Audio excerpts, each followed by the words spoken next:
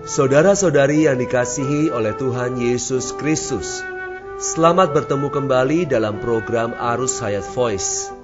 Tema kali ini adalah mengatasi masalah amarah dan nafsu. Pembacaan Alkitab diambil dari kitab Matius pasal 5 ayat 22. Tetapi aku berkata kepadamu, setiap orang yang marah terhadap saudaranya harus dihukum. Siapa yang mencaci maki saudaranya harus dihadapkan ke mahkamah agama.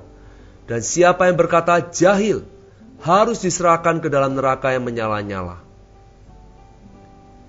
Saudara-saudara yang terkasih, kita semua telah diselamatkan berdasarkan iman, bukan berdasarkan pemeliharaan hukum Taurat.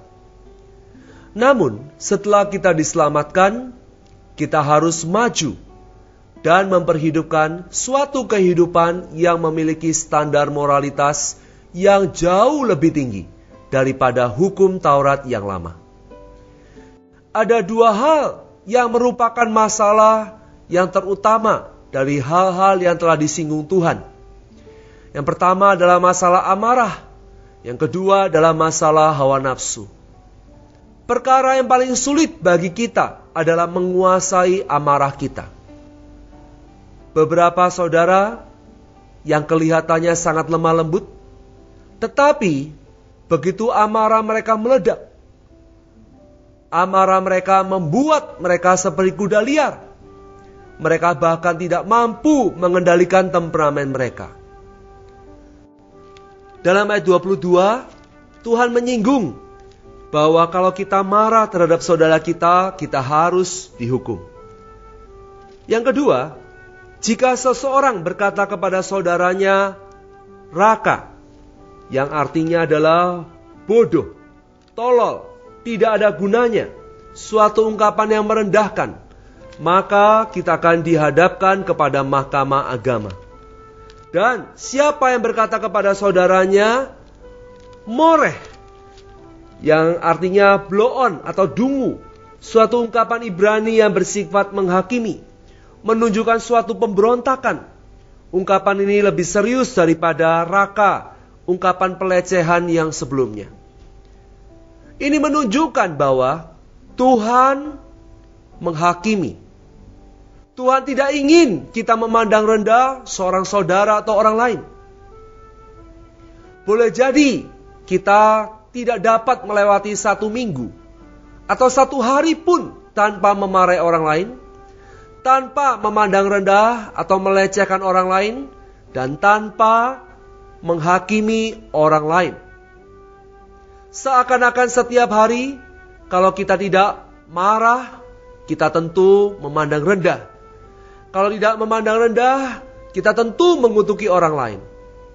Antara suami dan istri, saling menghina dan saling mengutuk.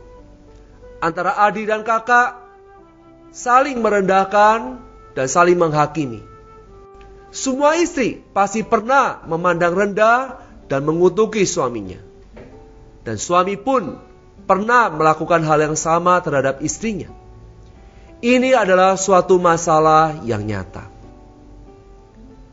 Pembunuhan menyangkut masalah amarah kita. Perzinahan menyangkut masalah hawa nafsu kita. Amarah dan nafsu merupakan dua masalah yang terbesar yang senantiasa merusak dan mempersulit kita. Saudara-saudara, jika kita ini batu, maka kita tidak akan disulitkan oleh masalah amarah dan hawa nafsu kita. Sebab batu tidak mempunyai perasaan. Tidak peduli betapa beratnya Anda menyakiti, menghina atau memukul batu itu, batu tidak akan dapat bereaksi. Batu juga tidak memiliki hawa nafsu. Mereka tidak akan tergoda oleh hawa nafsu. Tetapi kita sebagai manusia, setiap hari kita mudah terganggu oleh amarah kita. Kita mudah sekali teruji oleh hawa nafsu kita. Betapa mudahnya kita tersinggung atau sakit hati. Mungkin di antara kita ada yang tersinggung paling sedikit 10 kali dalam sehari. Orang yang lain mungkin terganggu oleh hawa nafsu. Karena itu, kita harus waspada terhadap hubungan dengan lawan jenis. Kita harus menjaga jarak yang tepat supaya kita tidak jatuh ke dalam pencobaan hawa nafsu.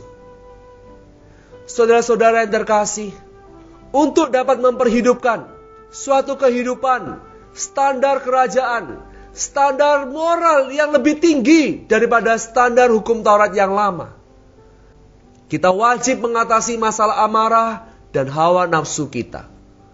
Boleh jadi kita merasa bahwa ini tidak mudah kita lakukan. Benar, ini tidak mudah. Itulah sebabnya kita perlu hayat yang lain. Alangkah perlunya kita tinggal di dalam Kristus. Alangkah perlunya kita menikmati penyertaan Tuhan. Kita harus berkontak, bersekutu dengan Tuhan, bukan hanya hari demi hari, bahkan jam demi jam. Karena masalah temperamen dan hawa nafsu mengintai di dalam kita. Kita perlu senantiasa berada dalam persekutuan yang intim dengan Tuhan. Kita harus menyadari, saudara, bahwa kita bukan kayu atau batu. Kalau kita kayu atau batu, kita tidak akan ada masalah temperamen dan hawa nafsu. Tetapi karena kita adalah seorang yang hidup, kita memiliki dua masalah ini, temperamen dan hawa nafsu di dalam kita. Mari kita berjaga-jaga dan berdoa mengenai dua setan ini, mengenai dua masalah ini, temperamen dan hawa nafsu kita. Setelah mendengar firman ini, saudara, kita mungkin merasa putus asa. Kita tidak bisa menjadi pemenang.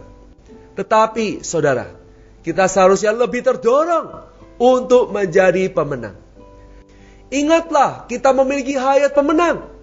Kita memiliki Tuhan Yesus sebagai Sang Raja Surgawi yang tinggal, hidup, dan memerintah di dalam kita. Kita adalah umat kerajaan, dan kita memiliki Raja Surgawi itu di dalam kita. Sang Raja ini menjadi hayat yang rajani, hayat yang menang, mengatasi masalah amarah dan hawa nafsu kita. Janganlah kita menengok pada keadaan diri kita yang lemah dan gagal. Kalau Anda demikian, pasti Anda akan kecil hati, Anda akan putus asa. Lupakan diri kita, mari kita memandang kepada Sang Raja Surgawi ini. Mari kita melihat kepada hayat rajani di dalam kita. Hayat inilah yang menjadikan kita umat kerajaan Allah. Lupakan hayat alamiah kita dan ikutilah hayat rajani ini. Maka kita dapat mengatasi masalah amarah dan hawa nafsu yang ada di dalam kita.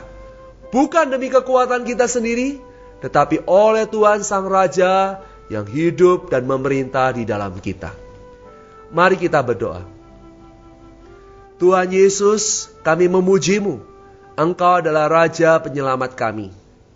Tuhan, Kau bukan hanya sanggup menyelamatkan kami dari dosa dan dunia.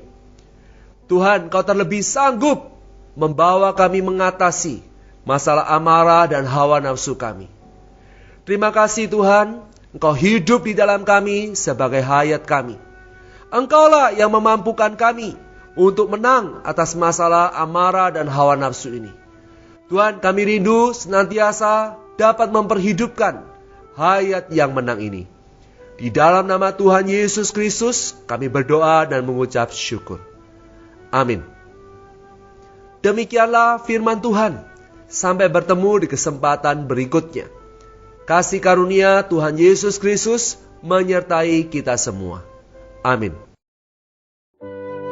Demikianlah program Renungan Arus Hayat Voice Note pada hari ini.